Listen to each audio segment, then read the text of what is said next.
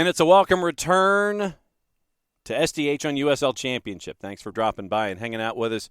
Now that we have the spring, late spring, early summer, that means it's USL all over the place, NPSL, all the other leagues. But this go-round, specifically, SDH on USL Championship. John, hear you there. Thanks for dropping by. We're going to take you through the USL Championship and let you know what has happened in the week that was, take you into the juice boxes for the weekend that will be, and send you on your way with all the information that you need to know when it comes to life in USL Championship. But first, since we are officially in a no-dilly, no-dally zone, that is time to take you back and go through what happened last week over the last 7 days, and we get you ready for the next 7 days. So your events, last Friday at Segra, El Paso Locomotive, big win on the road, 2-0 over Loudoun United. Saturday, it was a very, very busy day, and we will have some news later on about Detroit City coming up. But the La Rouge and Phoenix Rising, a couple of heavyweights, it was a 1-1 draw. At Hartford Athletic and at Trinity Health Stadium, it was a 2-0 win for Colorado Springs, who had to come from one end of the world to the other to take on Hartford. And it was a very, very busy time for them as they are still fighting. They were still fighting Open Cup up until the loss to NYCFC 2. Lynn Family, Lou City had a 3-0 win over Orange County SC, and that brings us to our first match of the week in the crossovers. Rhode Island FC from Burns Stadium on the campus of Bryant University and Sacramento Republic. Here's your highlights, courtesy of our friends at the USL on YouTube and ESPN+. It is Rhode Island in the navies, and it's the alternate kit tonight for Sacramento. The white and reds, and here we go. From Rhode Island FC's home pitch this season, Burns Stadium. Instead, also a member of MLS Next Pro last year, 24 years of age. Panayotu puts the ball down. Holstead tosses it in. Second ball clangs around. This ball mishit. Dikwa comes out of there with it, funnels out. Sadie turns a corner. Sadie, left-footed ball in. Panayotu! Not bad, though. Pretty good volley. Learn more about orthopedics at orthopedicsri.com. And a couple injuries to deal with here tonight for Rhode Island. McGlynn, Stoneman, Shapiro, Thompson, all out of action this evening. Overlapping run here. Sanchez hits the outside of the netting. Turnbull inside of the box. Right-footed ball into a dangerous location. Late arriving Ibarra. Unable to latch on. Holstead use the left foot, pings this around, and Mazzola just does get enough of it to send it over the crossbar. Mazzola had a great save. He makes his second start of the year. He started the opener, and that was nearly a win, but they gave up a goal to Colin Shuttler, who became the third goalie in league history to score in the 6th minute of stoppage time. Turnbull in, Dikwa there with a header. And if he puts that on target, Rhode Island has an early edge. Chases after it. Holstead circles, gets to it in time. Fusant steps on the ball, stumbles, gathers, evades, swings one in. Mazzola again. Second time. No, he did not get a piece of this one as it just went over the top. Rhode Island have controlled the run of play. 7 shots to 1 overall. Stinging ball to the sideline. Good play by Turnbull. Turnbull shoots! Turnbull ripples the rope with a laser beam of a goal. Rhode Island strike, and for the first time this season, Sacramento trail.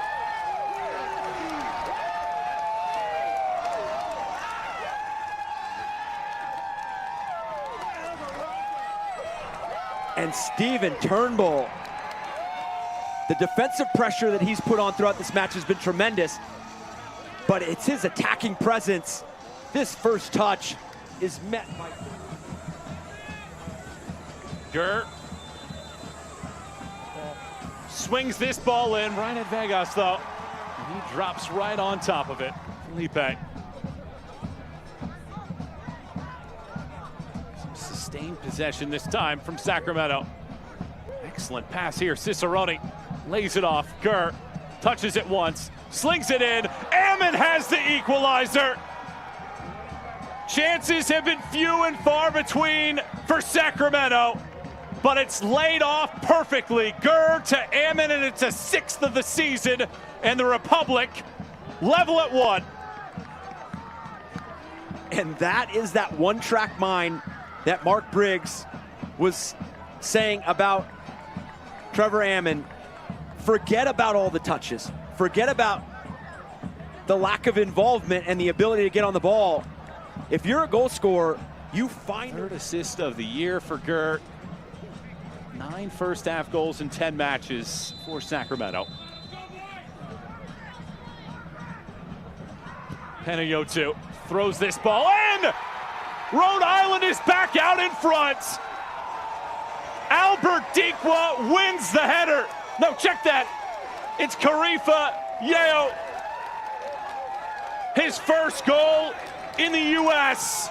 And Rhode Island has struck back. Back and forth we go in the last 10 minutes. You get those defenders. And for the 25-year-old from Michigan, a go-ahead goal 4 minutes after Sacramento had scored for a 16th match in a row. And now space, Fuson.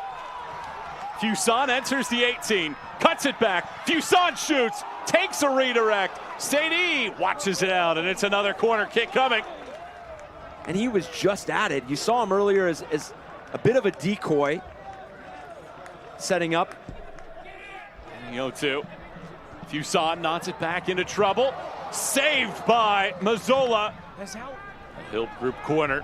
Jack Gurr has an assist, his 3rd of the year. Throws this ball in.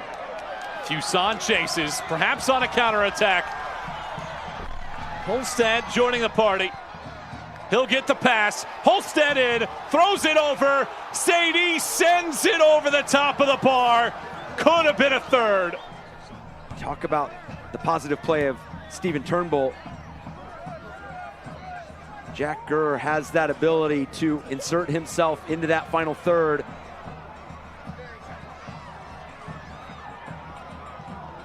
Dikwa stays on. Albert Dikwa! Mazzola makes himself big and denies last year's Golden Boot leader. It doesn't allow Albert Dikwa to pick the kind of finish that he wanted. Still having to deal with this corner. Panayotou into the 18. Second go at it here. Holstead brings it in. Holstead swings it around, and too much on that one. Couldn't get the dip. Gurr into the 18. Near post run. Hits the side cage. Right now at 2-1. In favor of Rhode Island in their 5th home match. Looking for the first win. Fuson.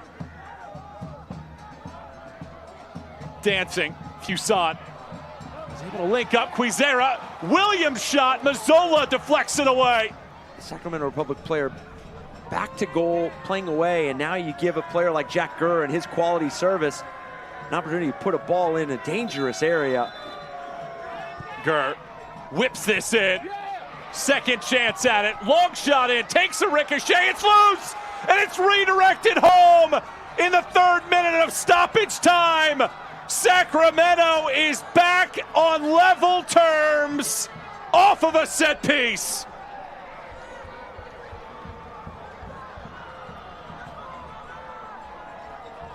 And unfortunately for Rhode Island, it starts with a reckless challenge and a foul that gives the opportunity to Jack Gurr and Sacramento. Seat squirmer here at Burns Stadium. 2 apiece, 7th minute of stoppage time. Gurr bends this ball around. Vegas pokes it over. And it's another corner kick. 3 already this year. Boomerangs this ball around. Headed into the 18-yard box. Deflected away. There's your full-time whistle. And it's a share of points yet again. And Sacramento is unbeaten in 10 in a row for the first time since 2020. 2-2 draw. Missed opportunities where their points were left on the table for part owner Michael Parkhurst. Frustrating ending to it all. Could have had 4 goals on the board, he said, as if you go back and listen to his interview on Soccer Down Here. But 2-2 draw. You got a point from Sacramento, whose unbeaten string is now up to 10. At Al Lang, Birmingham Legion, not as many goals scored as they were in the Open Cup matchup.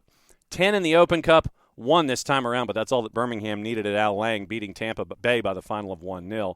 FC Tulsa and Pittsburgh Riverhounds, they drew at 2. Vegas and San Antonio FC drew at 1. Rio Grande Credit Union Field at the Lab, New Mexico United over Oakland Roots by the final of 2-1, and that brings us into our second match of the week.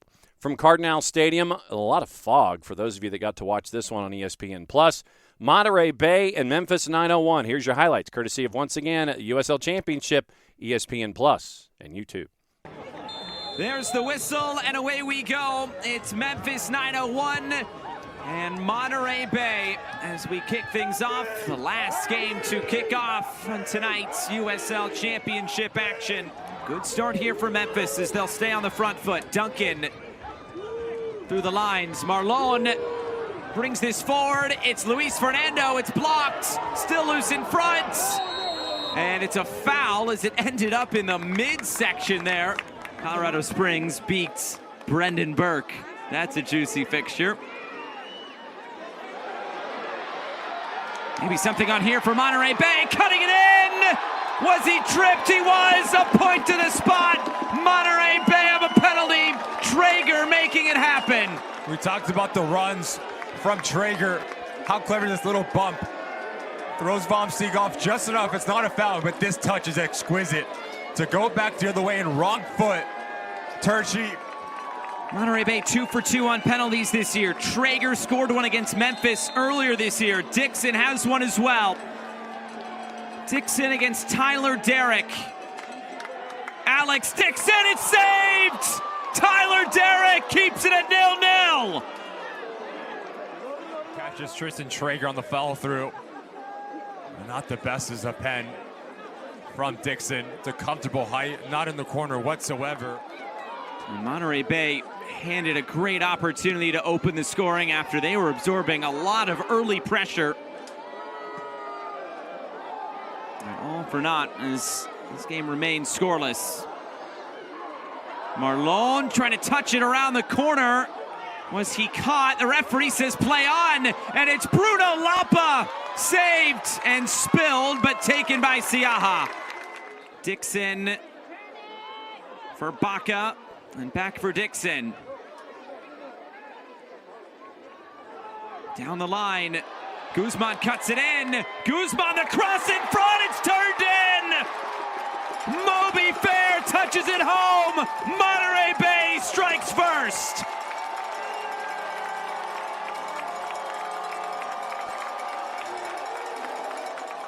The composure from Baca and then the decision making to not overcomplicate things. But what about this touch? Thank you very much, Guzman. That's one thing to pull it off, but it's a completely different thing when you have the execution to put this ball in, to bend it away from Derrick. He can't make a play on it. It's behind his back line for Memphis 901. As a center midfielder, picking and choosing your times when to advance into the attacking 18-yard box. Duncan through the middle, touched away. Lapa for Borzak. Dylan Borzak came through to Siaha, who made a pretty straightforward save.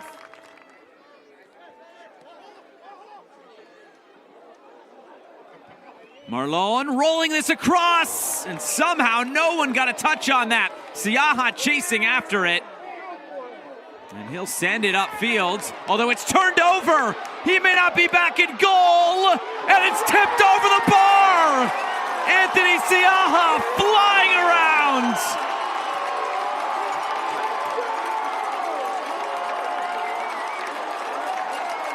Can we put that in for goal, or for save of the week as this comes back in? Going over the top to head it away, and it's a foul. Jimenez delivers an out-swinging ball. It's in!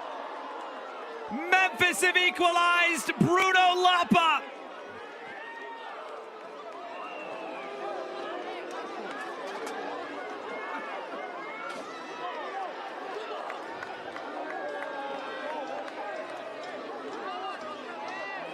Talk about how important set pieces can be to claw yourself back into this game, especially when you're not creating through the run of play. It's the initial.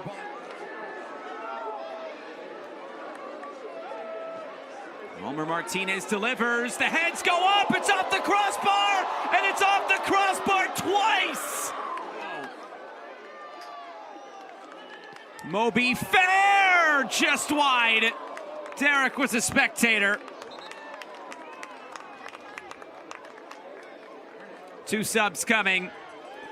Xavi Nalati will come on for Monterey Bay. That was the last touch of the game for Moby Fair. Nearly ended it with a brace. On the other side, Whether it is Derek or Siaha commanding their 6-yard box. One of the most important things for a goalkeeper is how decisive can you be, and you stick to your decision, especially with the traffic oncoming.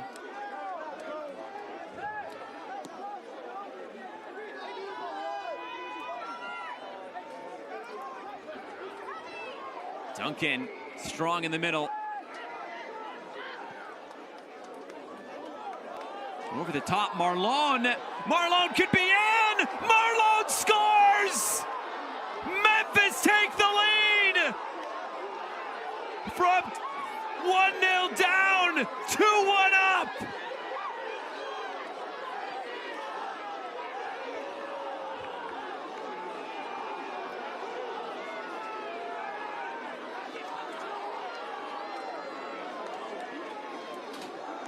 You play Route 1 if you are Memphis.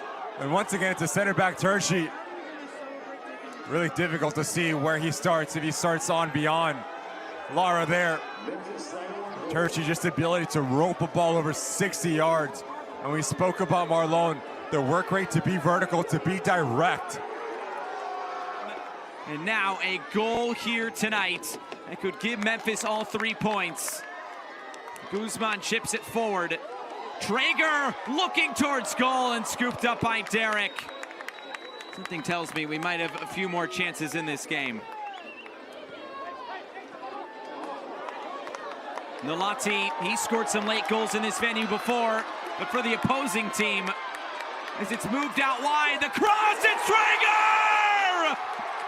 Just like that, Monterey Bay are level!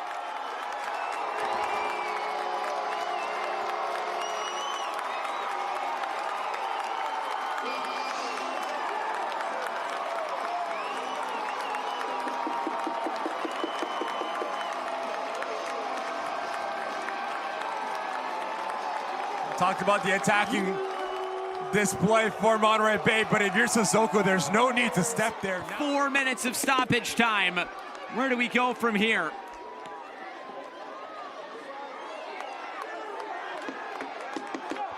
Nalati moves it ahead. Traeger, it's Chase Boone, and it's saved! Broken up in the middle, Martinez, and that is full time. A frantic finish here in Seaside, but it finishes all square. What a game, 2-2. Spoils shared for Memphis 901 and Monterey Bay. Sunday at FIU Soccer Stadium, Indy 11 3-1 winners over the Miami FC.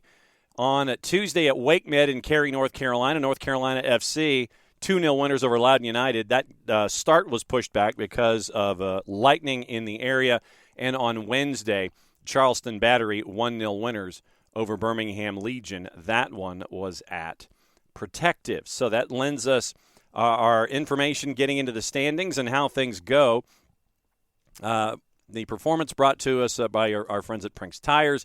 Eastern Conference right now, Charleston 11 matches, 27 points. They've won 5 in a row. They are 8-0-3. They have not lost this season in USL Championship. But they've also played 11 matches. Lou City has only played 8. They've only lost once. So 3 matches in hand, 6 points behind. They're at 21 points. Detroit City's at 17. They've only gotten 2 points in their last 3 matches.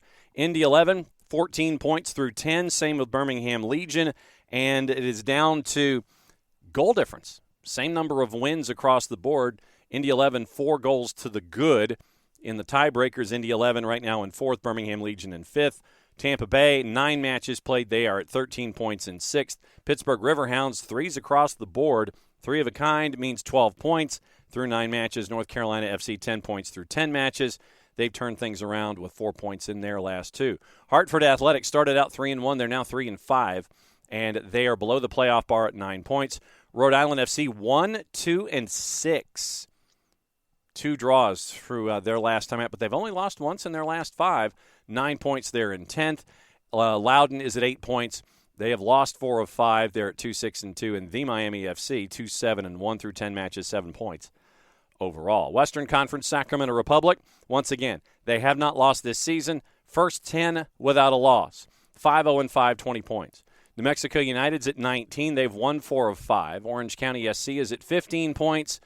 And Monterey Bay is at 15 points. Same number of wins. Orange County has 1 less match played, 1 goal better in goal difference. San Antonio's at 14 points. Phoenix Rising is at 12. FC Tulsa is at 10 points, and they have played 1 less match than Memphis 901, Colorado Springs, and 2 less than Vegas Lights. Memphis would be the end of the playoff bar. Colorado Springs and Vegas would be below the playoff bar. Vegas Lights only have 1 point in their last 5 matches. They've lost 4 of those 5. Oakland Roots at 2-6-2. They are at 8 points. They've lost 3 of 4. And El Paso Locomotive only won once, and it was last time out. They were winless heading into that last match going up against Loudoun United. And they are at 1-7-2. So that is your standings as we get into the upcoming week. So talking points, what to watch, and teams of the week and all that kind of stuff. And a reminder, once again, be a part of the conversation with the USL Championship on all of their social media channels. It is on the 280-character app. It is Facebook, and it is Instagram for USL Championship. News from Detroit, and we all know how it was great work by the fans of Le Rouge to come up with the money to renovate Keyworth Stadium and turn it into what it is right now. They announced that they have acquired the site of former Southwest Detroit Hospital at the corner of Michigan Avenue and 20th Street for the purpose of building a new stadium that'll serve as the permanent home for soccer in Detroit, trying to open a soccer-specific stadium by 2027. Southwest Detroit Hospital opened back in 1973, the first Detroit hospital to hire and accredit African-American doctors and nurses. Only lasted 17 years. In 1991, closed, declared bankruptcy. The building has been abandoned for 18 years. Detroit City Games, as we know, currently played at Keyworth since 2016. It's been a place, hundreds of thousands of visitors, millions of dollars to small businesses in Hamtramck as well. Detroit City is going to reveal more details around the vision and the programming after consultation with city officials, local residents, and fans. A public engagement process anticipated to kick off later this year, but statement of intent announcing the acquisition of land to build a soccer-specific stadium on the old grounds of Southwest Detroit Hospital. We'll keep an eye on that over the next handful of years with Detroit City. The Rowdies have signed Christian Ortiz to his first professional contract. It is an academy player that is getting the chance to show his wares with a first-team deal.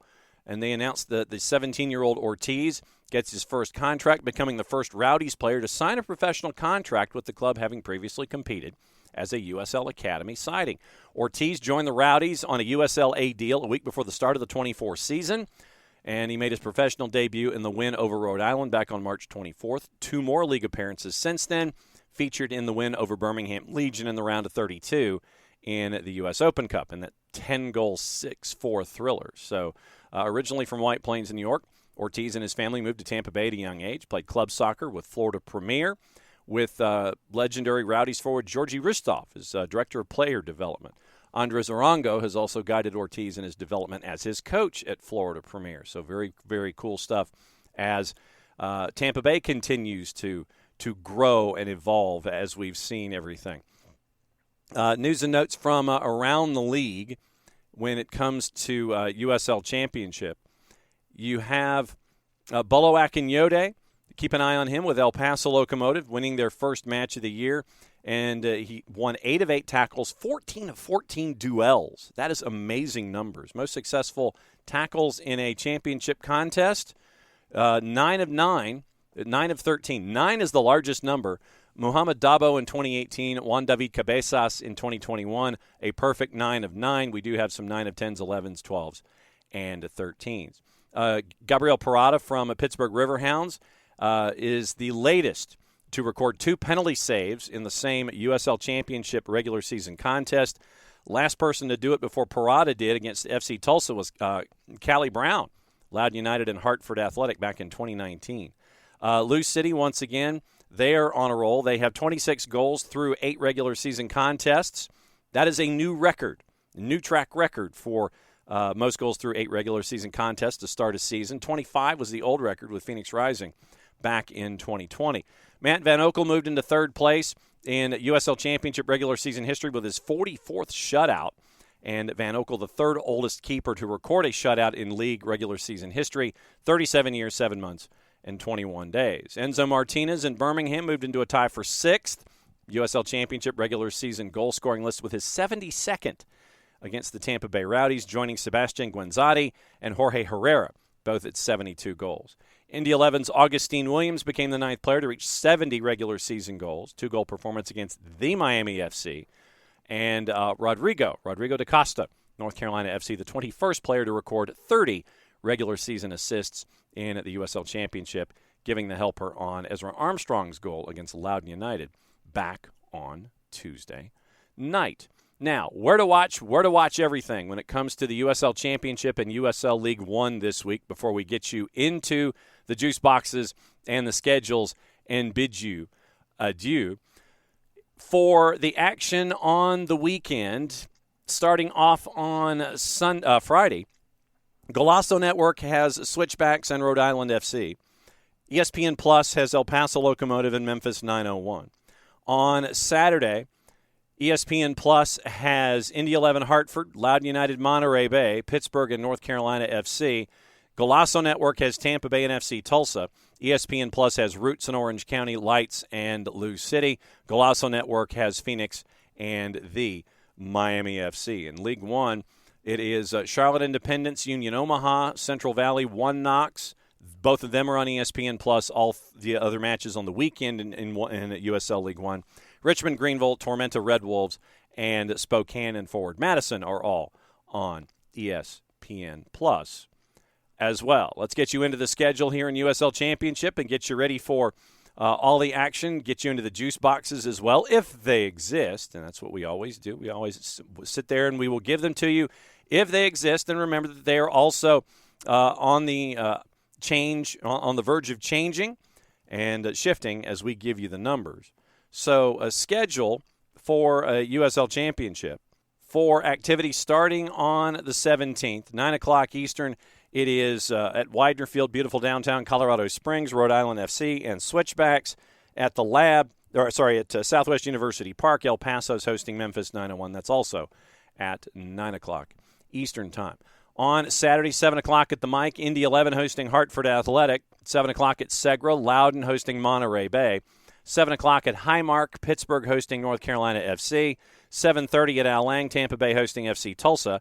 10 o'clock at Pioneer, Oakland Roots hosting Orange County. 10:30 Eastern at Cashman, Vegas Lights and Lou City. 10:30 Eastern at Phoenix Rising Stadium at the corner of 38th and Washington, Phoenix and the Miami FC. And that gets you through the schedule for the week in USL Championship. Looking at your juice boxes, Colorado Springs favored at a -102 as Rhode Island comes to town. Memphis 901, a slight favorite at a +154, going up against 1-7-2 El Paso, who's a +164. Saturday, Indy 11, a -196 as Hartford comes to town, who's north of +400. Loudoun favored on the plus side at a +145, hosting Monterey Bay. Pittsburgh, the Riverhounds are a -104, hosting North Carolina FC at a +276. Tampa Bay big on the minus side, a -256, hosting FC Tulsa, who's basically a +550. Oakland Roots and Orange County, juice box folks threw a blanket over the whole thing. Pick a side, same number, +156, draws a +236.